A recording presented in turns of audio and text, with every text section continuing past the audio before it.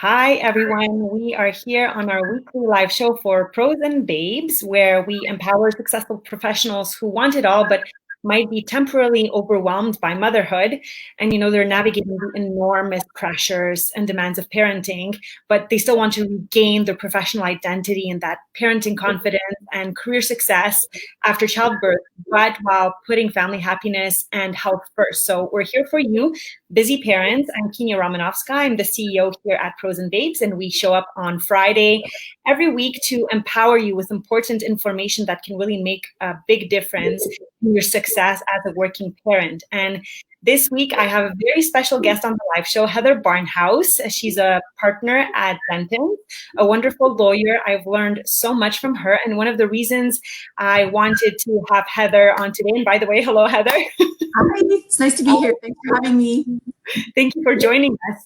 And Heather is very special in our circle because she's educated us on many important topics, including negotiation. So at Pros and Babes, we often talk about the $1 million wealth gap that hits women in all careers and all professions, because we, from childhood, first of all, our mindset is set in a different way, but we often don't negotiate as much as men, and we take career breaks. So at Pros and Babes, we often talk about negotiation, and Heather gave me this game-changing tip that I've been applying in so many areas of my life.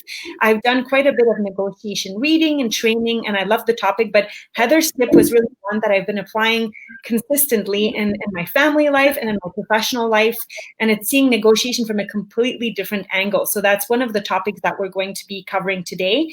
We'll also be talking about different times in your life where it's really wise to get a lawyer to save money, to reduce problems, and just in the long term to have better outcomes. And by the way, we're here live through StreamYard. So if you want to make yourself visible, say hello, please, say your name. Hi, this is me, or you have to grant StreamYard permission to publish your name.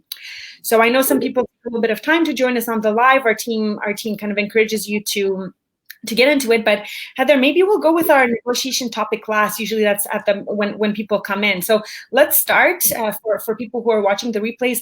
When are some key moments that working women and mothers might consider working with a lawyer in their life? And we know that might vary whether you're a business owner, an employee, or an employer. So I'll let you explore that question however you see fit. Yeah, thanks, Kinia, and thanks again for having me. It's nice. It's fun to be part of these things and to get to connect with high-powered, career-minded women who are juggling lots of different things. It's funny that you said at the beginning when you were introducing the topic, saying that Pros and Babes is really all about helping mothers navigate the system where they might feel to be sort of temporarily overwhelmed. And I think that's really, there's a really strong parallel in terms of when people might want to access working with a lawyer is when they don't know how to navigate a particular and that can come up in a number of different ways. So like you alluded to, if somebody's thinking about starting a business, or they have a business and they want to grow and scale their business, and that can mean a lot of different things. That could mean going to new jurisdictions, for example. That could mean taking on business partners. That could mean splitting a business. So if you had a business and it was operating in a few different areas and you wanted to really focus on one and maybe get rid of a second stream or sell off a particular aspect. Whenever there's a process that is not straightforward, and it's not intuitive how you would navigate your way through that, that's a really good time, I think, to contact a lawyer and just get some help with that navigation. Like, you don't necessarily need the lawyer to walk with you every step of the way, but understanding what the pathway could be or what pathway you want it to be. I think, like I tell people all day long, I help them navigate stuff. I help them navigate a process. And so that process could be, how do you start up a business? How do you access grant funding? How do you find investors? How do you, like, any number of those things. Those aren't things that you, like, it's not like going to the grocery store to buy milk. Like, you don't do those things sort of every day. And so having somebody who does do those things every day and just guide you through the process generally, I think is probably the common theme of when I would recommend that people reach out to get a lawyer. The other one that's really obvious, obviously for this audience, is So once you have children, once maybe you have a business, maybe you don't, it doesn't really matter. Everybody at the end of the day needs to have a will. They need to know what they want who they want their estate to go to, and they need to deal with guardianship, and particularly if a family has a child with special needs or somebody who's going to need care sort of beyond what the average might be. It's very, very important for people to take those estate planning steps. And it's not expensive. It's very sort of cheap insurance, I think is probably the easiest way to describe that, to make sure that you've got your affairs in order. And just because you've set up a will today doesn't mean that in 5 years you might not want to tweak it, you might not want to change it, some things might have changed, but having something is always better than not having anything if the unfortunate happens. And unfortunately, none of us have a crystal ball to really be able to predict what's going to happen. So I think the one place that everybody needs a lawyer is to set up some estate planning. The other commonality is really on navigating a complicated or an unknown system, which could apply in any number of situations. And then the third one that I'll touch on briefly is the third situation is we're seeing a lot of this in this COVID era that we live in, where there are times of economic uncertainty and companies might be downsizing, they might be laying people off. It's not a bad idea to get some advice if you're one of the people who might be affected by a job loss or by a downturn or something. Not a bad idea to get some advice about that. In this world, there's lots of government grants. There's lots of programs that are available. We're helping people with those all day long. We tend to be helping the employers because that's where the rules tend to be a little bit more convoluted or more complicated. The individual employees, the rules are a little bit simpler, but it's never a bad idea to just get some advice and make sure that you're being treated appropriately, being treated fairly, and that you're not undertaking or not taking on additional risk for your family where perhaps a different outcome might be possible. Yeah. Those are some ideas. I'm thinking about my own journey when I've had to approach and get legal advice in my life. And let's face it, it can be very intimidating to work with a lawyer, to approach a lawyer. You're afraid of what kind of bill you're going to get. You don't know if it's going to be the right fit. Reviews online might be misleading. Some people have told me that the worse the reviews, the better the lawyer. Those are the things that I've heard. So I can think of needing advice around real estate transactions, for example, or around condo board issues. Yeah. Or around, business matters, all of that. Can you tell us a bit about the process for somebody who's never worked with a lawyer and is out there and might be really overwhelmed? What might the process look like in terms of finding a fit, how billing happens for work? What are the different processes? Like, what does a lawyer bill? What doesn't a lawyer bill? Like when you're just having those hellos or chit chats, what can people expect?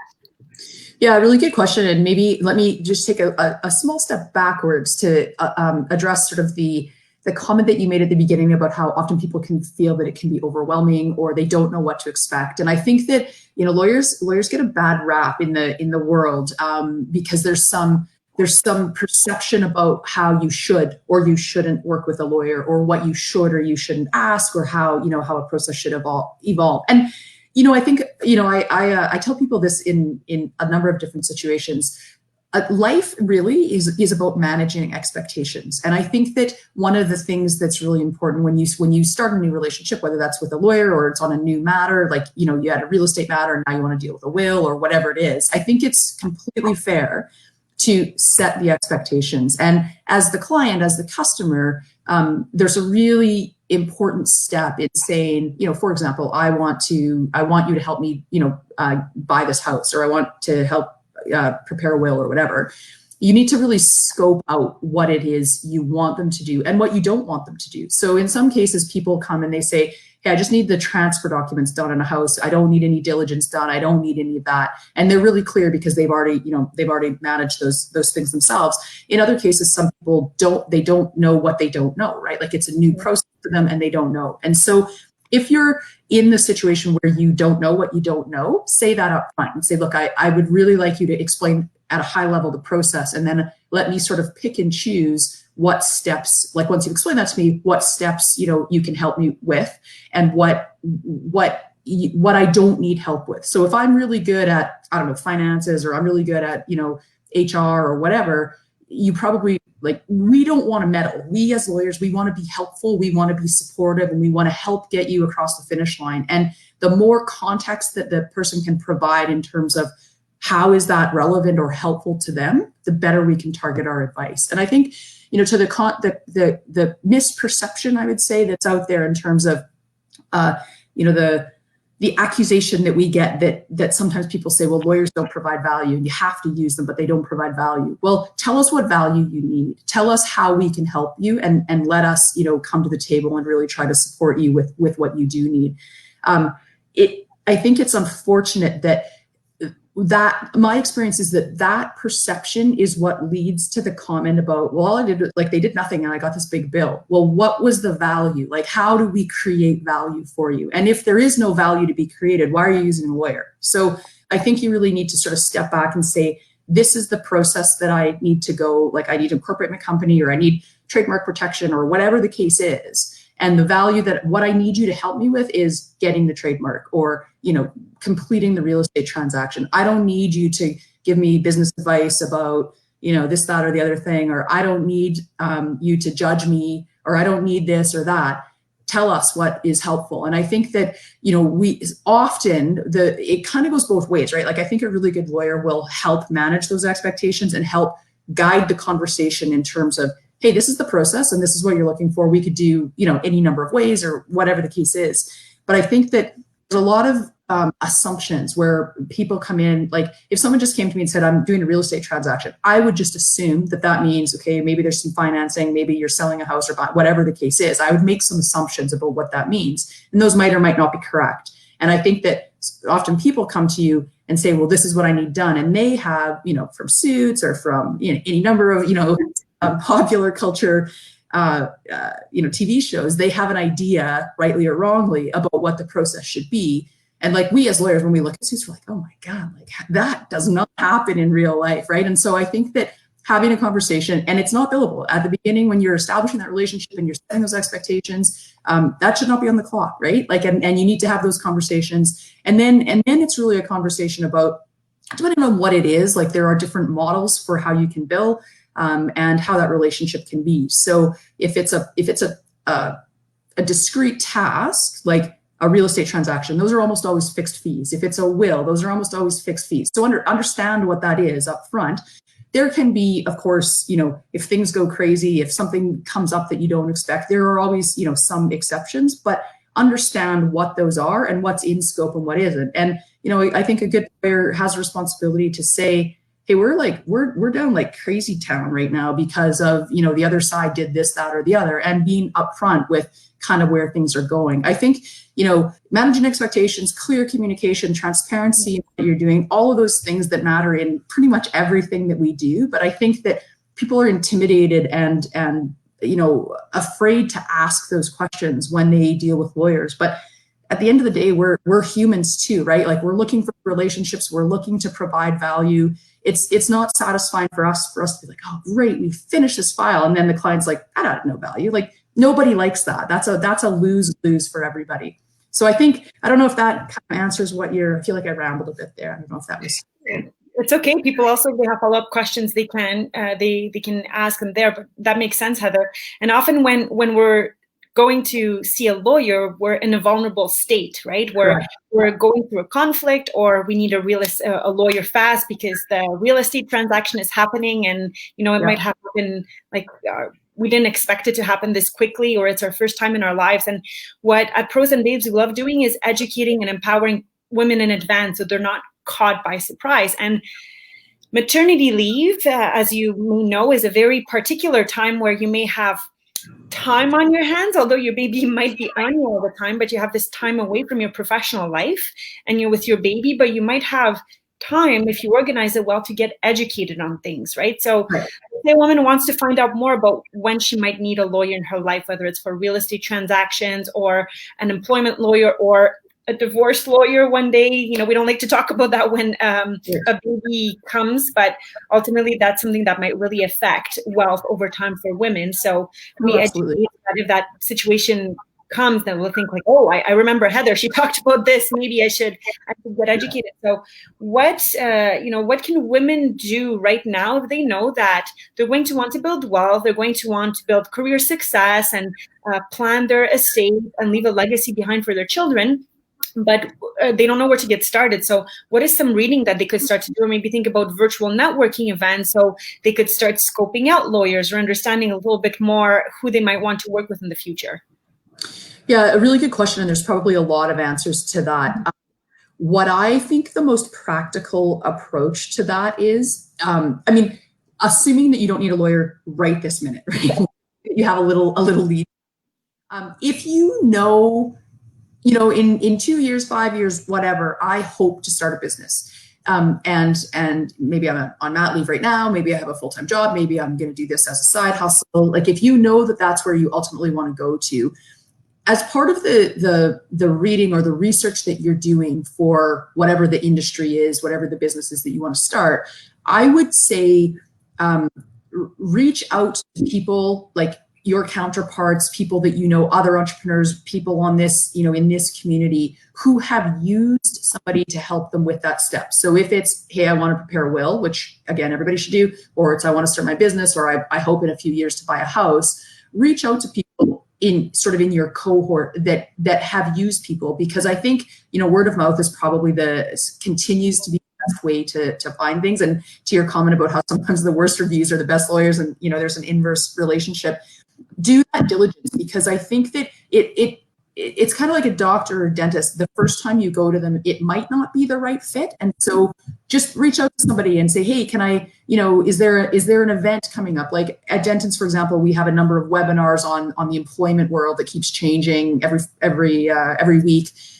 We've had webinars all throughout COVID about sort of rights and obligations from an employment perspective. And so we have a really large educational programming that happens periodically. We also have networking events when we're allowed to have networking events, and we have a bunch of touch points. And you don't need to be a client in order to attend those, but it's great to show up to those things to see whether the people that you're interacting with would be a good fit, and also to see kind of who the other people in the room are. And so that person used so and so for this legal matter, and then talk to them. How did that work out, right? And so I think that just sort of building those that foundation, so that when the time is right, it's not a crisis. It's tough. And if you think, well, I've got 5 minutes to make this choice, you're a lawyer, you're great. Like people come to me and they're like, hey, can you tell me about, I don't know, some family law, which I don't practice. And I'm like, no, I really don't know anything about that. And so I think that kind of goes to the question where people think that a lawyer's a lawyer, right? Like you'll know everything. Well, no, if you want good value for your money, and therefore you want your bill at the end of the day to be as low as possible, find the person who's really expert in that particular domain. And I do think that every lawyer can say, if you came to me and said, hey, do you mind putting me in touch with somebody who's used your services to do something similar, maybe not identical, we're happy to provide those references. Ask for references when you hire people in an employment perspective. Don't be afraid to ask that from your professional advisors as well. Same thing with accountants and bankers and all those things as well, right? Yeah. So I think, just having it on your radar and being aware and kind of, the informal questioning that people do anyways, I think is really valuable, even if it doesn't help you or you don't need it necessarily today. But just sort of, get educated and then stay in touch with them, because, if a firm, we do wills and estate planning seminars from time to time. And, if you have a will, maybe in 6 months, it's good to attend that, because, you might have thought about something, or your situation might have changed. You might have a second child, or whatever it is. Right. And so just keeping those top of mind, not urgent, but they are important, I think, relationships to keep. Yeah. Absolutely. Thank you. That's really good advice, Heather. So even having it on your radar early on before things become a crisis, prepare your umbrella before it rains. Yeah. All right, let's switch to my favorite topic talking to you, and that is negotiation. And I repeat this over and over. women, so I remember doing a survey, I think on social media, and I asked, do you like negotiating? And 100% of the respondents said no. So we tend to think of negotiation as something conflictual and something that one person wins and the other person loses, and we don't want to do it. It scares us. Not for everybody, of course, but many people have that conception. And you presented negotiation as creative problem solving. And of all the advice that I've received and read about negotiation, preparing and knowing your leverage and all of that, we often negotiate without knowing it, without preparing officially. But as soon as you see that somebody they want to achieve something and you want to achieve something, not seeing it as conflict, but trying to find a solution together has been like poof for me, right? Outcomes, and it's exciting too, right? Creative problem solving is so positive. So can you tell me more about that? We can talk about, let's say, a professional context. It doesn't even have to be negotiating a raise, but let's say you're working with a client or a colleague and you're maybe not seeing eye to eye at first, right? And then maybe we can move a little bit more to the domestic sphere, because we're negotiating with toddlers, with spouses, with contractors. So let's start with the professional setting and then the domestic setting. Yeah, so I think I love that resonated with you, that sort of that creative problem solving, because my view, and I think lawyers, we get trained this way, and then we hone the skill, in the negotiations that we have on a day-to-day basis. And I think that the real mindset, when I know that I have to negotiate, I say, this is an opportunity, and I'm looking for ways to create opportunities here. So, if you have, party A and party B that are trying to come together to negotiate a contract, if it's a pricing arrangement, supplier, vendor, whatever, at the end of the day, they're trying to hammer out a particular problem. But what other opportunities could you create? So maybe you create, or you land on a contract where you've got a specific price for a period of time, but what other things are important in the relationships for these parties, and how can you exploit the opportunities that exist when two parties are actually at the table?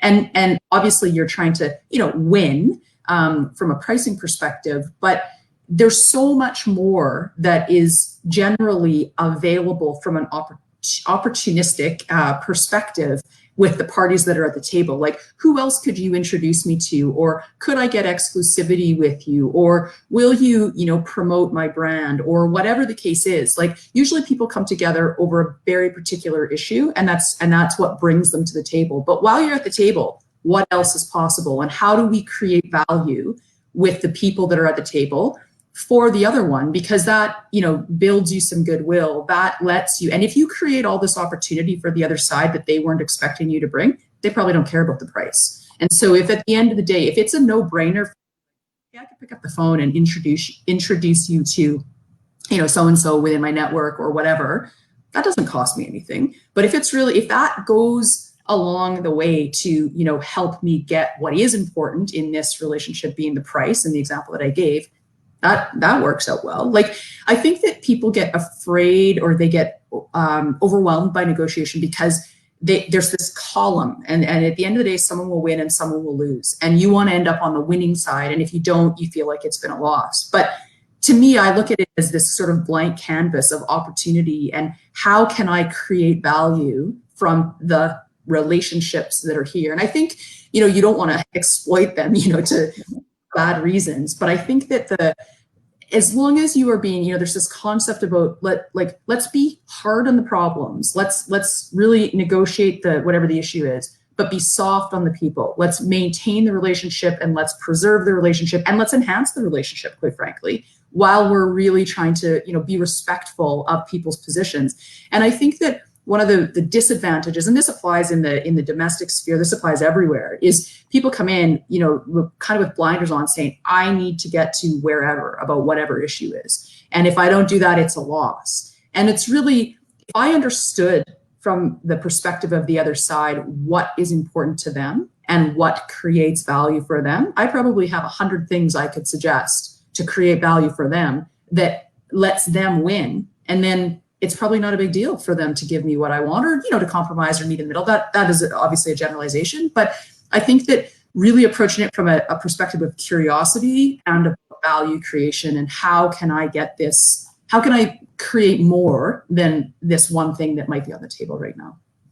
Oh, that's fantastic. Well, it's one of the things really that I've learned through my interactions with you that have been probably the most positive. And when we think about our relationship with our partner, right, we are often so sleep deprived with a little child or bigger children too and tired. And if we sit down to talk, I don't know, about managing the household or any chores, looking at that perspective, how else can we create value? What can we build? How we can enhance our communication? How can this be a positive discussion versus entering it from like, I need to get this solved right now and I will explode if I don't, is a completely different approach.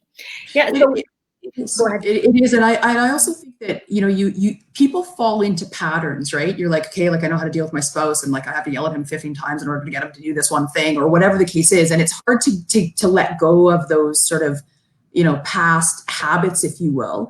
Negotiation is a habit itself, right? And so it's really about how do you create the habit of the attitude of approaching this in a way about value creation for the long term, not just like, hey, we have 5 minutes to solve this problem, let's negotiate. That's not going to work, right? And so it's laying that foundation and being true to I want to solve the problem, but I want to be respectful of the relationship on the other side. Yes, absolutely. And I know we're getting close to our half-hour mark.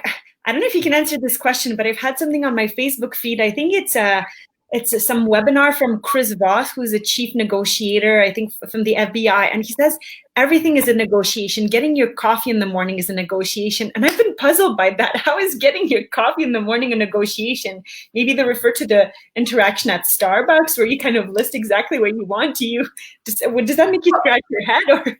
Well, no, I mean, I agree. Like, I mean, if you go to Starbucks says it's going to cost you $5 to get this latte, right? And so you have to say, well, am I willing to pay $5? And if I do, am I going to get the latte that I want? Is it going to be, whatever size, whatever strength, whatever, soy milk, whatever? Am I going to get what I want at the end of the day? And is the price, is the investment in the time worth it to get the product that I think at the end of the day? But if you, maybe not Starbucks, but if you, make friends with the barista and you ask, hey, how's your new baby, or how's this or how's that, and they recognize that you are a human and they've built that relationship, and then you come one day and you forgot your wallet, well, maybe they're going to give you a free pass that one day because they've invested in that relationship with you.